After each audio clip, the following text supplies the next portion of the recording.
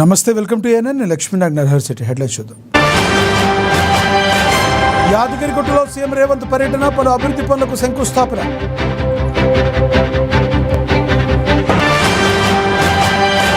మరోసారి పెరిగిన petrol diesel ధరలు, ఉదయం 6 గంటల నుంచి అమల్లోకి వచ్చిన పెరిగిన ధరలు. అమెరికా ఇరాన్ శాంతి ఒప్పందానికి రంగం సిద్ధం, ఏ క్షణంలోనైనా వెలువడనున్న అధికారిక చారిత్రాత్మక ప్రకటన. తెలుగు రాష్ట్రాలకు రెడ్ అలర్ట్, బాణుడి బగబగలకు నిప్పుల కొలిమిలా మారిన ఏపీ, తెలంగాణ.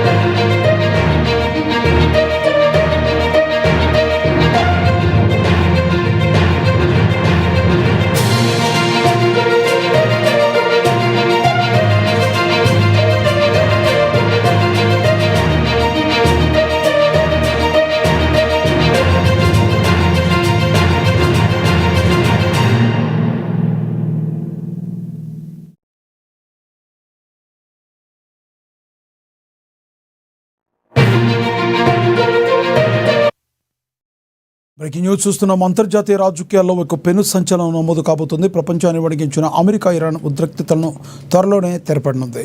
ఇరు దేశాల మధ్య శాంతి ఒప్పందానికి రంగం సిద్ధమైంది. గత కొన్ని రోజులుగా సాగుతున్న తెర వెనుక చర్చలు ఫలించి ఒప్పందం దాదాపు ఖాయమైనట్లుగా సమాచారం. ఏ క్షణంలోనైనా ఈ చారిత్రాత్మక శాంతి ఒప్పందానికి సంబంధించిన అధికారిక ప్రకటన వెలువడే అవకాశం ఉందని అంతర్జాతీయ దౌత్య వర్గాలు వెల్లడిస్తున్నాయి. ఈ సంధిని కుదిర్చేందుకు మధ్యవర్తులు తీవ్రంగా శ్రమిస్తున్నారు. ఇరాన్ రాజధాని టెహ్రాన్లో పాకిస్తాన్ సైన్యాధిపతితో పాటు ఖతార్కు చెందిన ఉన్నత స్థాయి దౌత్య బృందం పర్యటిస్తుంది. ఇరు దేశాల మధ్య ఉన్న విభేదాలను తొలగించి ఒప్పందాన్ని ఖరారు చేయడమే లక్ష్యంగా ఈ బృందాలు అక్కడ ముమ్మరంగా చర్చలు జరుపుతున్నాయి. మరోవైపు కీలక పరిణామాలపై అమెరికా అధ్యక్షుడు డొనాల్డ్ ట్రంప్ సంచలన వ్యాఖ్యలు చేశారు. ఈ శాంతి ఒప్పందం కోసం ఇరాన్ తీవ్రంగా ఆరాటపడుతుందని ఆయన పేర్కొన్నారు.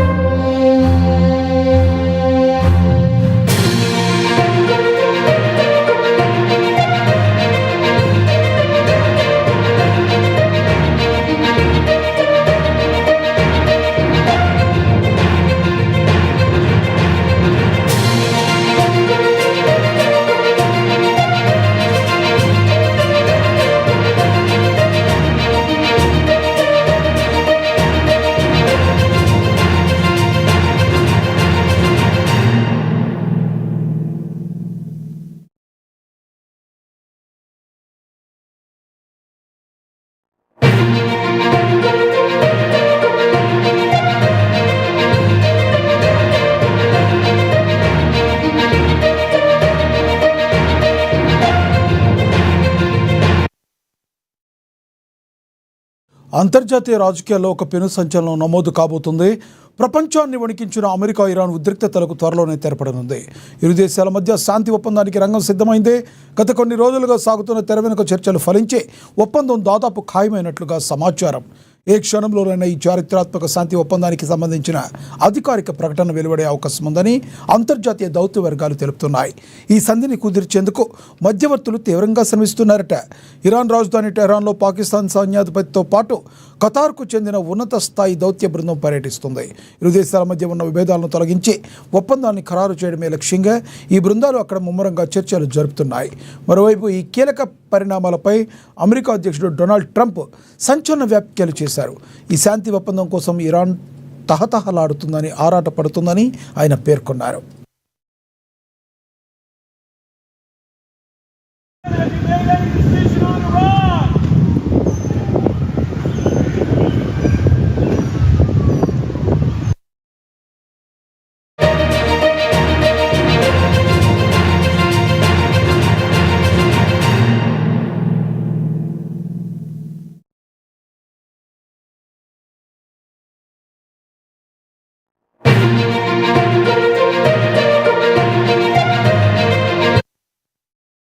దేశంలోని వాహనదారులకు బిగ్ షాక్ తగిలింది. పెట్రోల్ డీజిల్ ధరలు మరోసారి పెరిగాయి.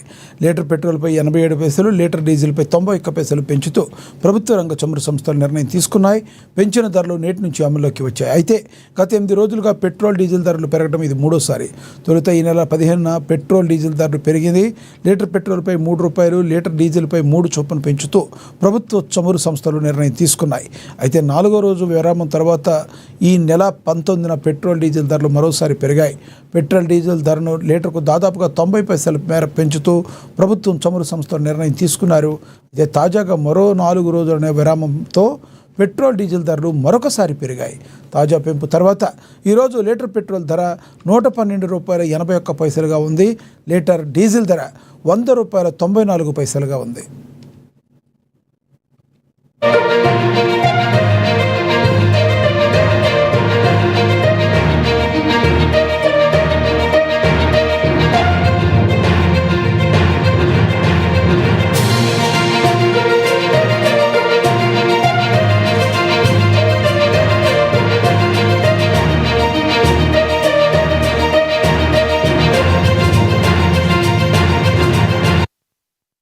దేశంలోని వాహనదారులకు బిగ్ షాక్ తగిలింది.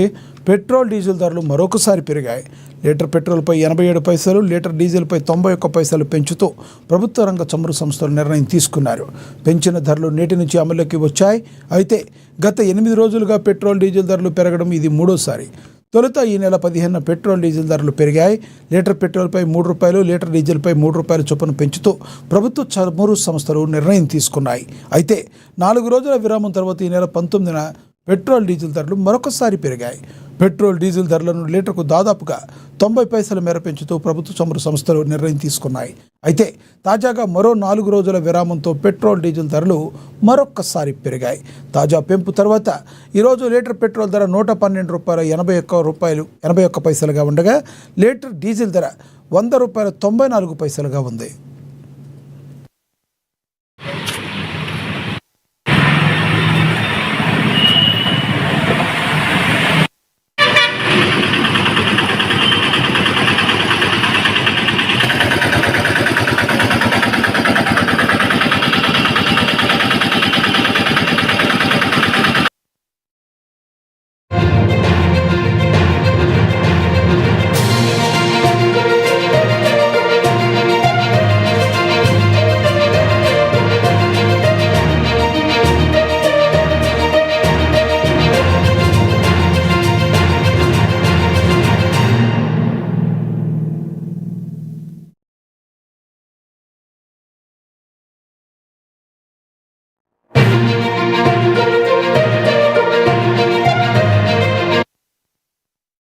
యాదగిరిగుట్టలో సీఎం రేవంత్ రెడ్డి పర్యటన కొనసాగుతుంది. ఈరోజు ఉదయం యాదగిరిగుట్టకు చేరుకున్న సీఎం శ్రీ లక్ష్మీ నరసింహస్వామి వారిని దర్శించుకున్నారు. అనంతరం 100 కోట్లతో అభివృద్ధి పనులకు శంకుస్థాపన చేశారు.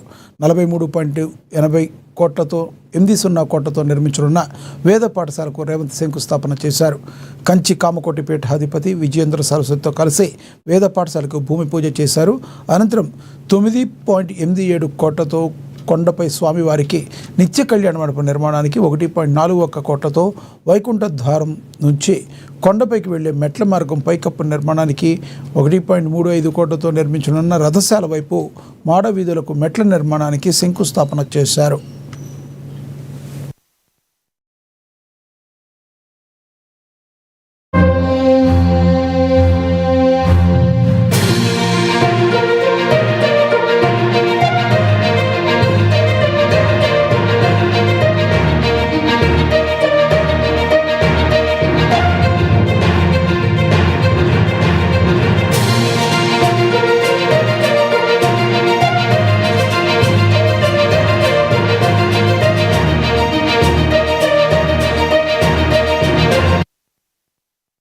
యాదగిరిగుట్టలో సీఎం రేవంత్ రెడ్డి పర్యటన కొనసాగుతుంది. ఈరోజు ఉదయం యాదగిరిగుట్టకు చేరుకున్న సీఎం శ్రీ లక్ష్మీ నరసింహస్వామి వారిని దర్శించుకున్నారు.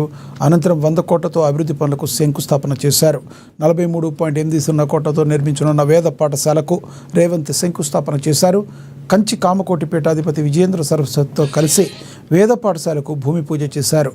అనంతరం 9.87 కోట్లతో కొండపై స్వామివారి నిత్య కళ్యాణ మండపం నిర్మాణానికి, 1.41 కోట్లతో వైకుంఠ ద్వారం నుంచి కొండపైకి వెళ్లే మెట్ల మార్గం పైకప్పు నిర్మాణానికి, 1.35 కోట్లతో నిర్మించనున్న రథసాల వైపు మాడ వీధులకు మెట్ల నిర్మాణానికి శంకుస్థాపన చేశారు. భూమిదేవ్యై నమః. దీపం దర్శయామి. ధూపదీపానంతరం ఆచమనీయం సమర్పయామి. నైవేద్యం భూర్భువః సువః దేవసవితః ప్రసువా సత్యం త్వర్తేన పరిషించామి. అమృతం భవతు అమృతోపస్తరణమసి.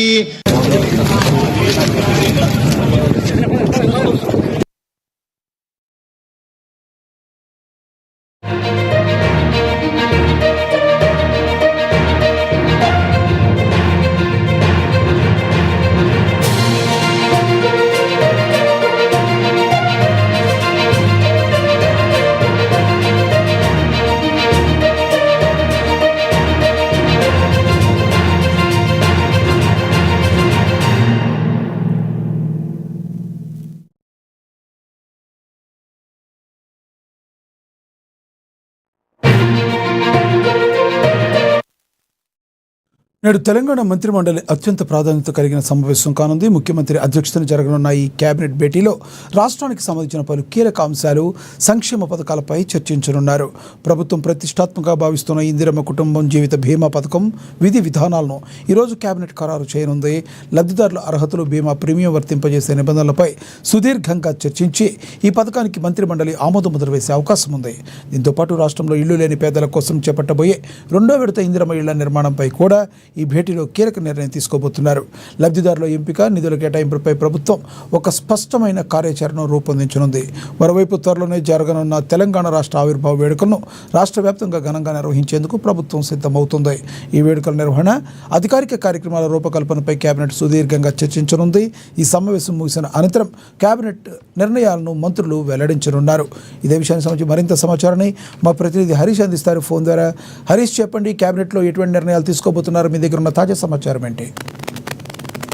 రైట్ లక్ష్మణ్, ఈరోజు తెలంగాణ కేబినెట్ సమావేశం జరగబోతా ఉన్నది. ప్రధానంగా సాయంత్రం 4 గంటలకు సచివాలయంలో సీఎం రేవంత్ రెడ్డి అధ్యక్షతన జరిగే ఈ సమావేశంలో మంత్రులు అలాగే అధికారులు పాల్గొనబోతున్న నేపథ్యం అయితే కనిపిస్తా ఉంది. ప్రధానంగా జూన్ 2 తెలంగాణ రాష్ట్ర ఆవిర్భావకు సంబంధించిన వేడుకలకు ముందు జరుగుతున్న కేబినెట్ సమావేశం కాబట్టి ఇక ప్రత్యేకంగా దీంట్లో పలు కీలకమైన నిర్ణయాలు తీసుకునేందుకు అవకాశం అయితే కనిపిస్తా ఉన్నది.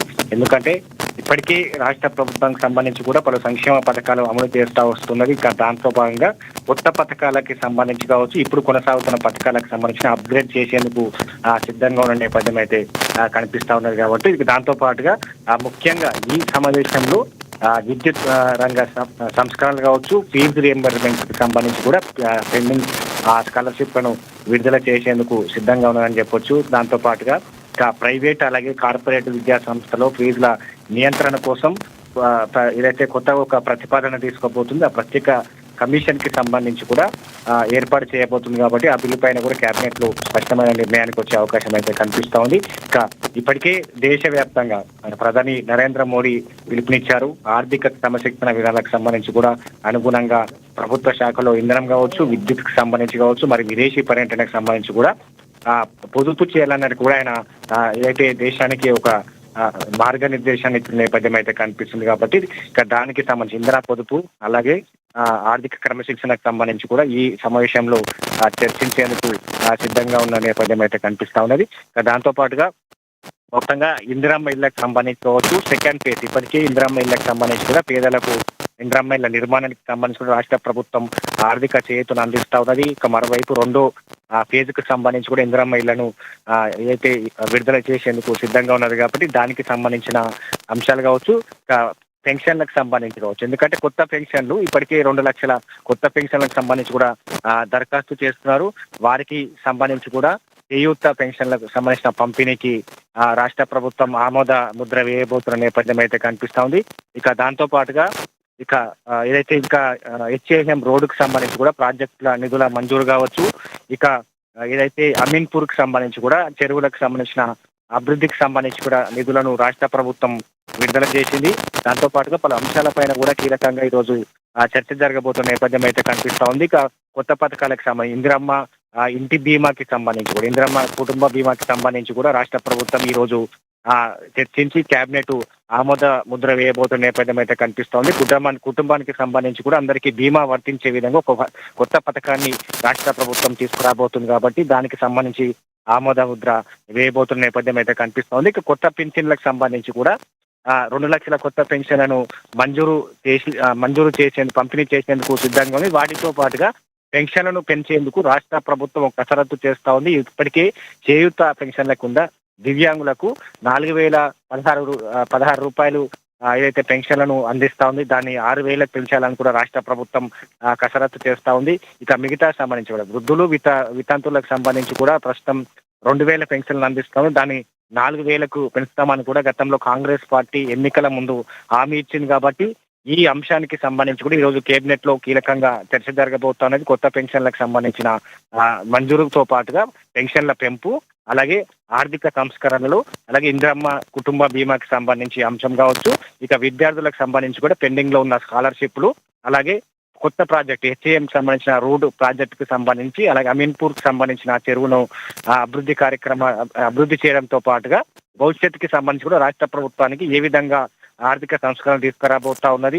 ఇక మొత్తంగా రాష్ట్ర ప్రభుత్వం కొత్త పథకాలను ప్రారంభించబోతా ఉన్నది కాబట్టి దీనిపైన కూడా ఈ రోజు కీలకంగా చర్చ జరిగింది. ఎందుకంటే జూన్ 2న తెలంగాణ రాష్ట్ర ఆవిర్భావం జరగబోతా ఉన్నది కాబట్టి రాష్ట్ర ప్రజలకు రాష్ట్ర ప్రభుత్వం ఒక తీపి కబురును అందించేందుకు సిద్ధంగా ఉన్నది. దాంతో భాగంగా కీలకమైన సమావేశం అని చెప్పొచ్చు. ఈ సమావేశంలో కీలకమైన పథకాలతో పాటుగా అభివృద్ధి కార్యక్రమాలకు ఈ రోజు కేబినెట్ ఆమోదం తెలుపనున్న పరిస్థితి అయితే ఉందని చెప్పొచ్చు. Laxman, thank you Harish.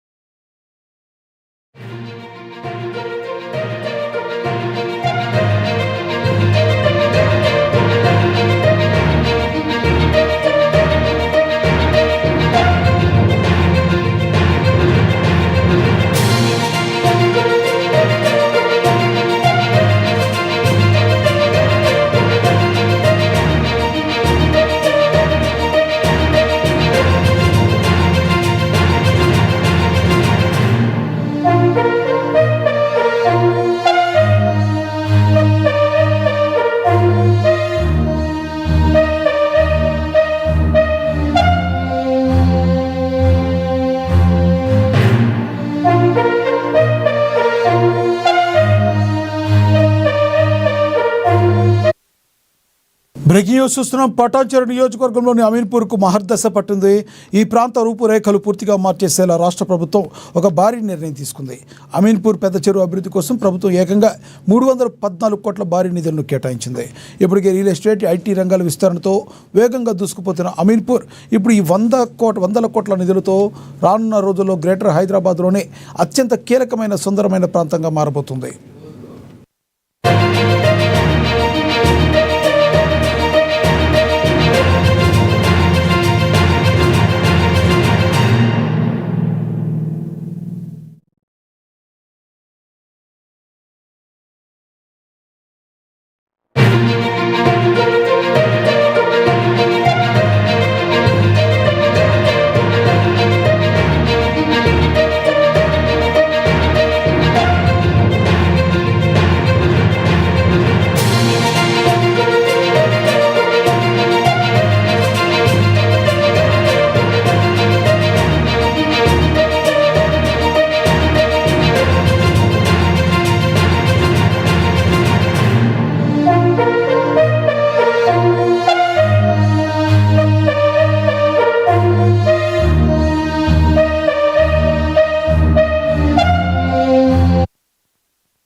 పటాన్చెరు నియోజకవర్గంలోని అమీర్పూర్కు మహర్దశ పట్టింది. ఈ ప్రాంత రూపురేఖలను పూర్తిగా మార్చేసేలా రాష్ట్ర ప్రభుత్వం ఒక భారీ నిర్ణయం తీసుకుంది. అమీర్పూర్ పెద్ద చెరువు అభివృద్ధి కోసం ప్రభుత్వం ఏకంగా 314 కోట్ల భారీ నిధులు కేటాయించింది. ఇప్పటికే రియల్ ఎస్టేట్, ఐటీ రంగాల విస్తరణతో వేగంగా దూసుకుపోతున్న అమీర్పూర్ ఇప్పుడు ఈ 100 కోట్ల నిధులతో రానున్న రోజుల్లో గ్రేటర్ హైదరాబాద్లోని అత్యంత కీలకమైన, సుందరమైన ప్రాంతంగా మారబోతుంది.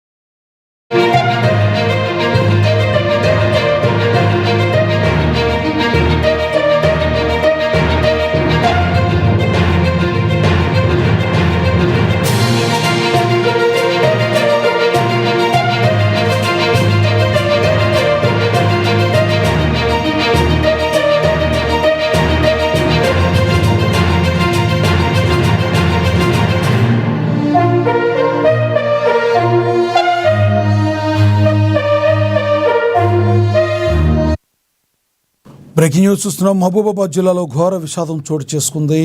రెక్కాడితే గానీ డొక్కాడని ఓ పేద కుటుంబంలో పాము కాటు తీవ్ర విషాదాన్ని నింపింది. తునికాకు సేకరణ కోసం అడవికి వెళ్లిన ఓ మహిళ కూలి విషసర్పం కాటుకు బలైన ఘటన కొత్తగూడెం మండలంలో కలకలం రేపింది.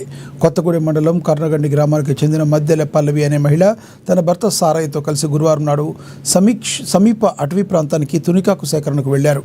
అక్కడ ఆకులు తెంపుతున్న సమయంలో ఒక్కసారిగా విషసర్పం ఆమెను కాటు వేసింది. గమనించిన భర్త తోటి కూలీలు వెంటనే ఆమెను కొత్తగూడ ప్రాథమిక ఆరోగ్య కేంద్రానికి తరలించారు. అయితే పరిస్థితి విషమించడంతో మెరుగైన చికిత్స కోసం వరంగల్ MGM ఆసుపత్రికి తరలించారు. అక్కడ చికిత్స పొందుతూ ఇవాళ తెల్లవారుజామున పల్లవి కన్నుమూశారు. తునికాకుని నమ్ముకుని జీవించే పేద కుటుంబంలో పల్లవి మృతితో ఆ కుటుంబం కన్నీరు మున్నీరుగా విలపిస్తుంది. అడవికి వెళ్లే కూలీల భద్రతపై ప్రభుత్వం శ్రద్ధ పెట్టాలని స్థానికులు కోరుతున్నారు.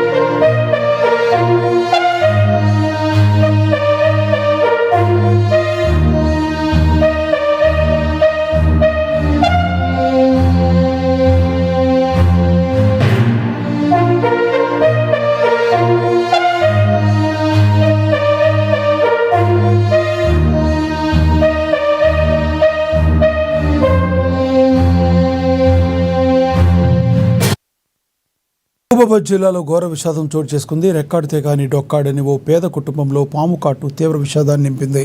తునికాకు సేకరణ కోసం అడవికి వెళ్లిన ఓ మహిళా కూలి విషసర్పం కాటుకు బలైన ఘటన కొత్తగూడెం మండలంలో కలకలం రేపింది. కొత్తగూడెం మండలం కర్ణగండి గ్రామానికి చెందిన మద్దెల పల్లవి అనే మహిళ తన భర్త సారయ్యతో కలిసి గురువారం నాడు సమీప అటవీ ప్రాంతానికి తునికాకు సేకరణకు వెళ్ళింది. అక్కడ ఆకులు తెంపుతున్న సమయంలో ఒక్కసారిగా విషసర్పం ఆమెను కాటు వేసింది. గమనించిన భర్త తోటి కూలీలు వెంటనే ఆమెను కొత్తగూడ ప్రాథమిక ఆరోగ్య కేంద్రానికి తరలించారు. అయితే పరిస్థితి విషమించడంతో మెరుగైన చికిత్స కోసం వరంగల్ MGM ఆసుపత్రికి తరలించారు. అక్కడ చికిత్స పొందుతూ ఇవాళ తెల్లవారుజామున పల్లవి కన్నుమూశారు. తునికాకు నమ్ముకుని జీవించే పెద్ద కుటుంబంలో పల్లవి మృతితో ఆ కుటుంబం కన్నీరు మున్నీరుగా విలపిస్తుంది. అడవికి వెళ్లే కూలీల భద్రతపై ప్రభుత్వం శ్రద్ధ పెట్టాలని స్థానికులు విజ్ఞప్తి చేస్తున్నారు.